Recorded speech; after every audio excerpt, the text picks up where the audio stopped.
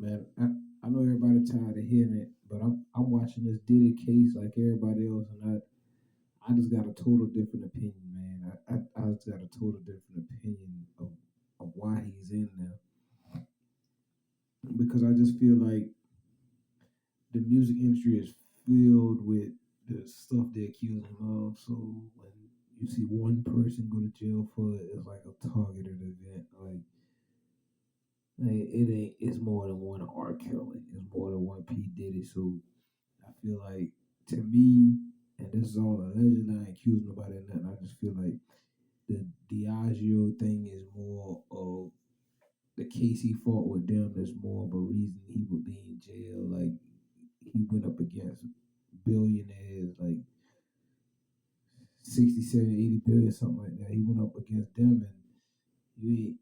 He got money, but you ain't got that type of money. So I just feel like, you know what I'm saying. And then he went on to call these people racist. Let me see if I can find it.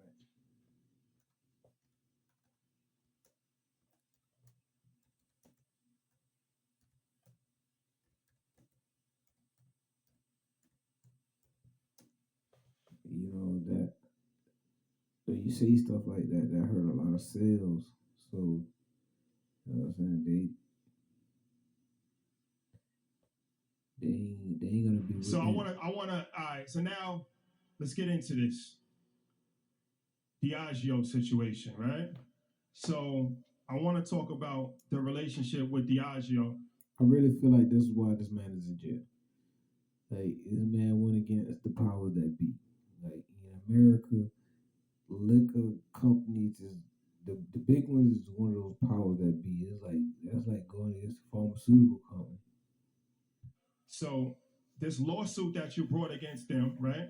People might not know, but I think Pharrell was the actual first one to sue Diageo, and it was for unfair treatment. So you had a historic relationship with them, 15 years, going back to Ciroc, DeLeon. I never even heard of Ciroc until you started doing the commercials, blew it out the water. Then you had DeLeon, and everything looked like it was on the up and up, owned by a black man and all that. So a lot of people was confused when the lawsuit came about. You shared some information with us when we came to your house that we wasn't aware of. So can you really talk about that? Because I think it's a very interesting case study for entrepreneurs to understand. Definitely. The situation's in the courts now, so I'm gonna share with y'all what I can. This is all public record. But basically, I was called to have a meeting with Diageo, and they knew that I was kind of killing things in the culture, and they were trying to fix their diversity problem. And through that, a meeting was set up, and I told them, I want to be an owner, that I have these ideas from promoting parties at Howard. You got greedy. The people's paying you well.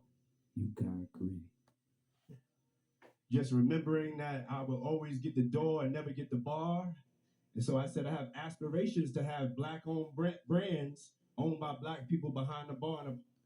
Shout out to Best of African TV. That's actually who channel this is that I'm looking Part of your organization.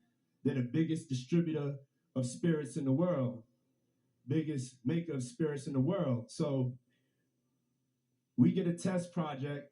I'm looking at their portfolio. They say we can start something from scratch, but I'm looking at their portfolio, and I remember one night I was having a great, great time with Ciroc. I had some Ciroc. It was made by grapes, and I remember, having just such the greatest time. And so the light bulb went off in my head. I said, I don't want to wait and develop nothing. Let me show you what I could do with Ciroc. Let me show you how I could turn your revenue around. They were losing $40 million a year. And I went and turned it around and took it to 2.6 million cases from 40,000 cases. Okay, and so this is something that's never been done. Clap it up for that. So 15 years later, even though I had that success, I was always fighting for Ciroc not to be pigeonholed, not to be pigeonholed as a black brand, not to be pigeonholed as an urban brand. I already went through that. I went through that with Sean John. They put me in the urban section. I had to go and disrupt the fashion industry, pull up on Fashion Week, and show them what that black excellence swag is about. And that's what we did with Sean John. And so with Ciroc, it was white only business, just like you have white only bathrooms back in the days, and you have black only business. And so That's that talk that get you in jail when you shine the light on the wrong people. My opinion. fight is to always make sure that we could just do business. I want to be treated equally like anybody else. And so that's what the fight is about. And it's not me just fighting for me. and I don't take no sides, but did you if I got 80 billion and you got 1 billion, we equal. Like I'm not gonna treat you equal. We're not equal. You my little dog, my little homie. Like I'm trying to put you on some money. You my little homie. Now you want what I got. Put you in jail for that. Me, I'm fighting for us. Because whatever bar I set, y'all have to come behind me on that bar, and I want to make sure that it's right. So that's what the fight is about, simply put. And the last things to make it clear was with Deleon. I still own Deleon, okay? So with Deleon, I sent my people. Before you tell the story about that, just talk about the process of getting Deleon, right? Because it was you Okay. proved yourself with Ciroc, and so now there's an opportunity to create something else. This is why Diddy's in jail. This is exactly why this man is in jail. Like, he got greedy. At the end of the day, he got greedy. Them people paid you well. You got greedy. They gave you your own liquor. I don't know. I don't want to sound like, you know what I'm saying? I don't get his point of view because he did make Ciroc a thing. Like, he did. So we can't take that from him. He did make it. People wasn't drinking Ciroc. We was drinking Grey Goose before that and Belvedere. But he did make Ciroc a thing, but at the same time, did it? And people paid you good money to do that. Like, you got so rich to $50 million checks ain't nothing. Like, you gave all this money, go on national TV and say I'm a racist. Like, knowing you throw freak offs. Oh, I got something for you. Like, I'm just imagining that was their mindset. Like, the nerve of this guy. You know what I'm saying? Like, I kind of would have felt like that too. Like, the nerve of just, well, you know what I'm saying? But, you know what I'm saying? Didn't had his way so long, he had to run so long to he couldn't even fathom a jail cell. Like he just doing what he wanted to do. He didn't think that was possible. Yeah, he didn't think that was real. He thought jail was some unfortunate stuff that poor people talk about. He didn't think he could go to jail. With a lot of, first of all, corporate America is made and built for white men.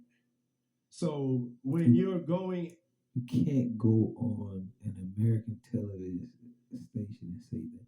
You can't. Into corporate America, usually your entryway is to help them with their diversity problem. But at the end of the day, you want to be able to open. Not like I'm some I don't get this confused. I just, you know what I'm saying, I wouldn't jeopardize myself like that. Even though I feel like the things he could be saying the right thing, I just wouldn't jeopardize myself like that, knowing what I would be up against. Like I'm going against an $80 billion company. You know what I'm saying? I wouldn't jeopardize myself. That's all I'm saying. I ain't saying he right or wrong or he shouldn't talk like this or he should bow down to them or nothing. I'm not saying none of that. I'm just saying you gotta know what's what. Like you gotta know when to hold them, you gotta know when to fold them. You know what I'm saying? Or you could end up in jail for sex crimes, racketeering. I'm just saying, yo, you should wait a little bit. Open up doors. Sometimes you gotta take that opportunity and get in. And so that's what I did with Ciroc. But I told him I don't work for nobody. Everything in my portfolio I own. So you guys have to know my ultimate dream is a tequila. But I was like, I really love tequila. And this was before the whole tequila craze. So it's like you make a deal. You make a deal like, I'm going to advance this for you. Look up George Clooney too. That same company bought George Clooney line, I think, for like $1 billion. So he probably jealous of that too. He probably mad at it too. And George Clooney's, you know what I said, white. And he probably felt like they was being racist. Not to say they was or they wasn't. He probably felt like they was being racist towards him. They gave George Clooney $1 billion. But this guy had his run for so long, like he just telling him no is to him is like spitting in his face. Like this him mad right now. You can't see it, but cause Diddy don't really go out and talk bad about nobody. Like if he did this to this company, knowing this $80 billion, he was mad. And he was mad. Like So then we could be good partners and you could give me what I want, which is my opportunity for me to own my brand and to be able to build generational wealth for my kids and my people. And I just your kids have more than generational wealth. Your great grandkids are straight puff. That's not what you're after. You want to be the man. Now, you in jail. just need the same 24 hours as y'all giving everybody else in your portfolio. Just say George And I Clooney. couldn't get that. Just say George Clooney, because that's what you're talking about. I had to send my people down to Mexico. And this is just to tell you what the fight is about. They went down to Mexico, and when they got down there, they found out that there was zero